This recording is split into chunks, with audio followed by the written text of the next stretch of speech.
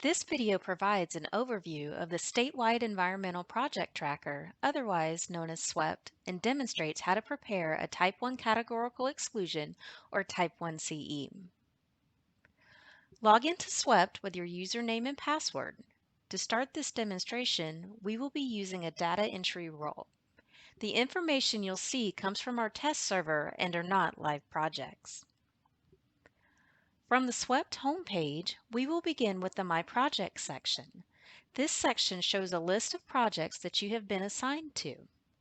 You can click on the green FM number to open the project page to see more information about a specific project.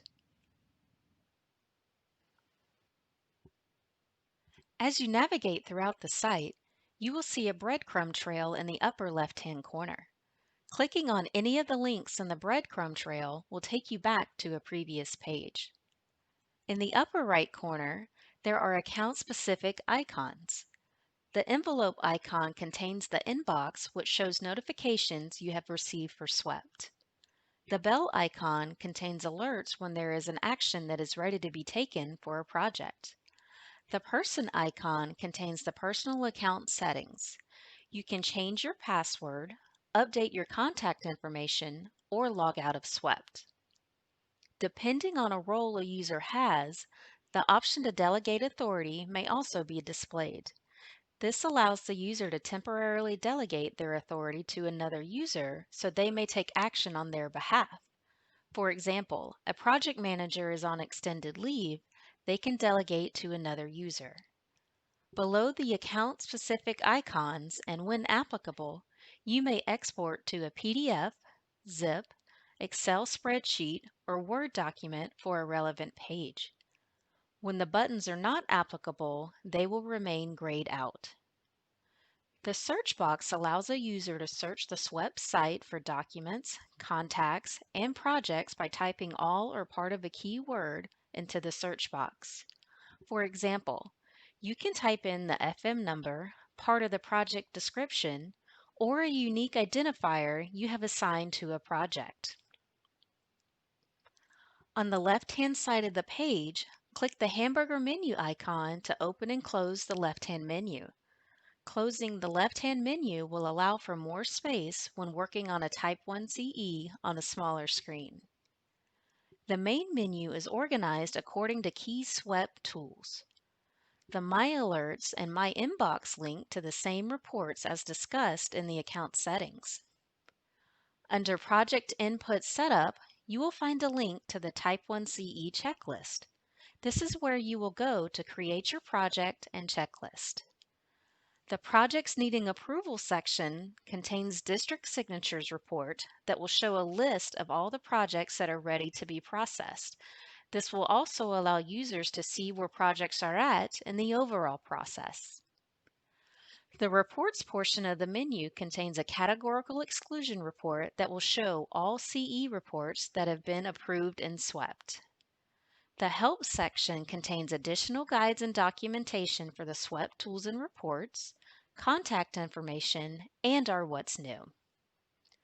For additional help, the OEM contact information is displayed at the bottom of every page in SWEPT.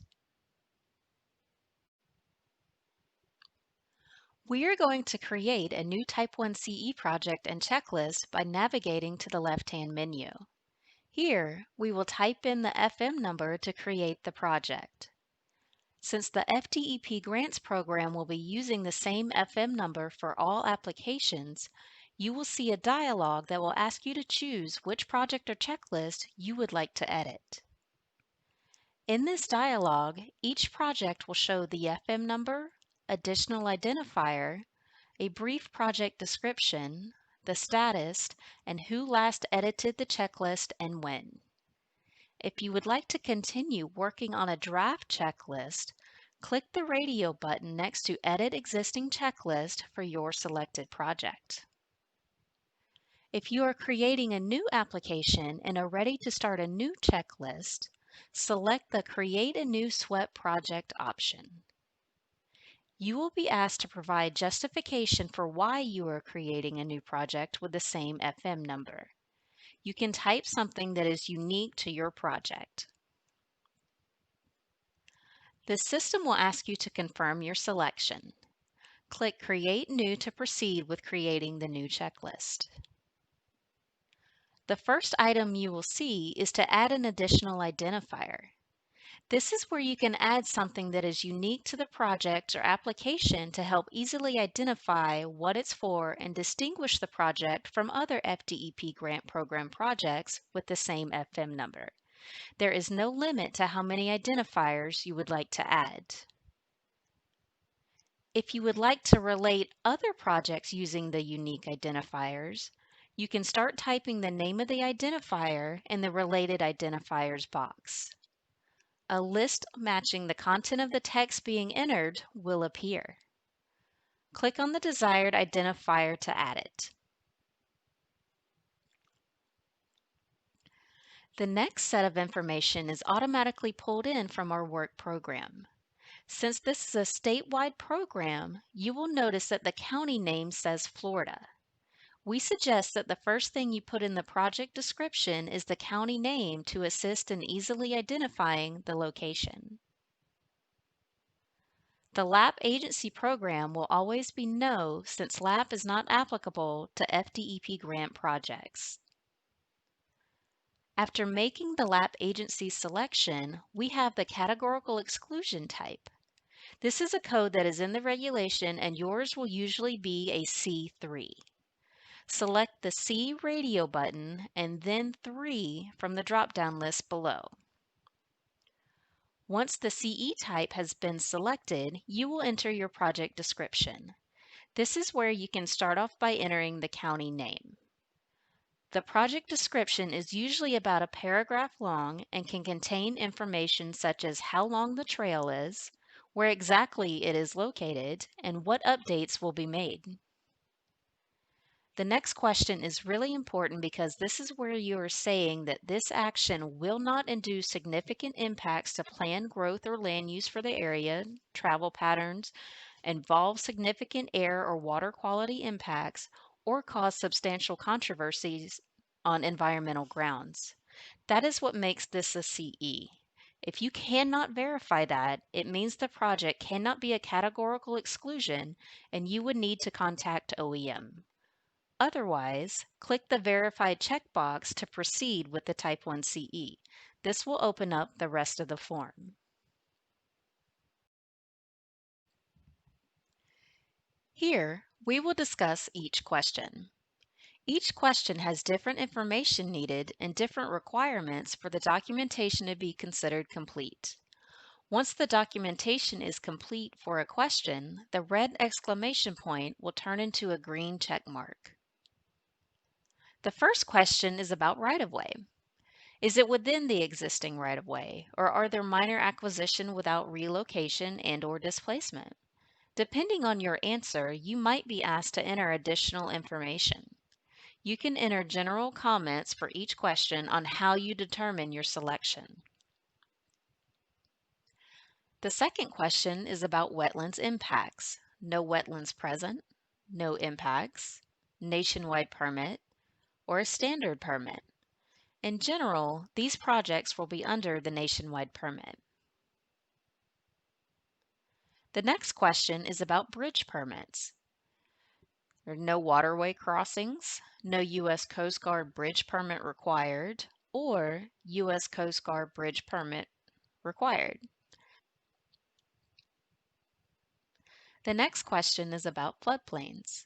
No floodplains present, no floodplain impact, functionally dependent use or facilitate open space use, or other encroachment. Then number 5 deals with wild and scenic rivers or a study river.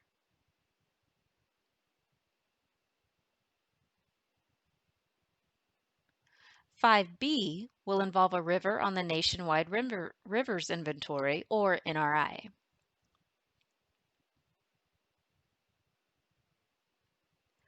Question number 6 involves the Endangered Species Act.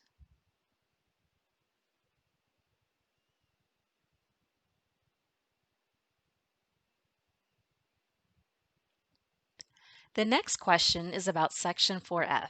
The FDEP Grants Program, projects qualify as an exception, and we've automatically placed a standard statement for the question response.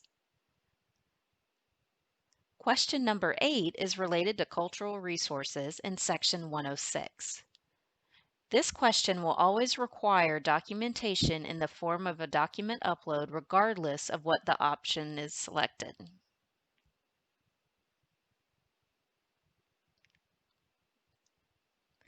You can choose your file, update your file name, add a title or brief description, or update the publication date. The next few questions, is this an attorney work product? Or is this part of the administrative record? And is this potentially exempt from public record? Are defaulted to the most common answers. No, this is not an attorney work product. Yes, this is part of the administrative record. And no, this is not exempt from public record. The last question is one to pay attention to in case your document includes location to historical information that you would not want to be made public. The next section is the supported questions. This section will allow you to associate what questions the document being uploaded supports. In some cases, you might have one document that contains information to several questions, and you could select those questions if needed. Otherwise, it defaults to the question where the document is being uploaded. Additional comments are optional for question number 8. The next question is about noise. It either does or does not require analysis. Upload your supporting documentation.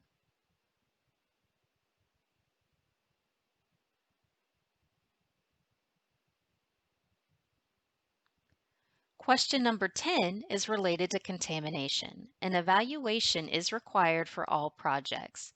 Documentation and general comments are required for this question.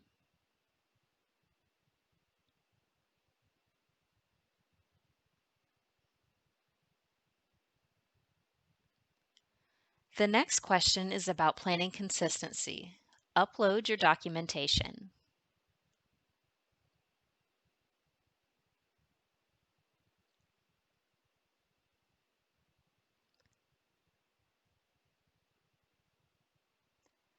This section lists all of the documents that have been uploaded to support the checklist.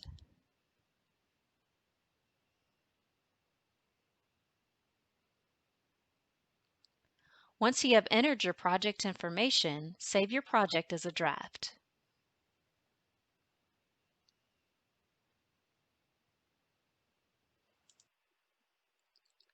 You can assign a project manager by clicking the green Assign PM button.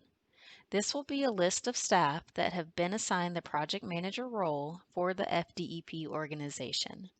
Start typing the name of the person you would like to add as the PM. Click the Save button to save the project manager. After your checklist is complete and you are ready to send it to the project manager to begin the approval process, click the Send to PM button. The project manager will get a notification and an alert letting them know that a project is ready for their review. When the Type 1CE checklist gets sent to the project manager, the PM will receive a notification and an alert letting them know that a checklist is ready for their review. Here is an example of the notification that the PM will receive.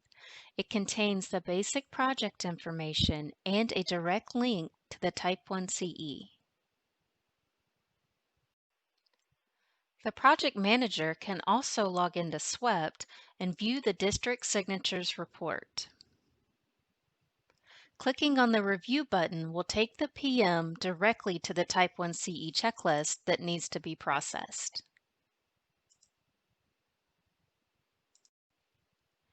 When the form loads, the project manager can review the form, or they can download a PDF of the checklist. The PDF contains all of the basic project information, the description, and the responses to all of the questions answered by the data entry user. Links to the supporting documentation are also provided in the PDF. When the PM has completed their review, they can send it for approval, or if they feel there's more information needed, they can return it to their editors. When they send it for approval, OEM will receive a notification letting them know that the checklist is ready for their review.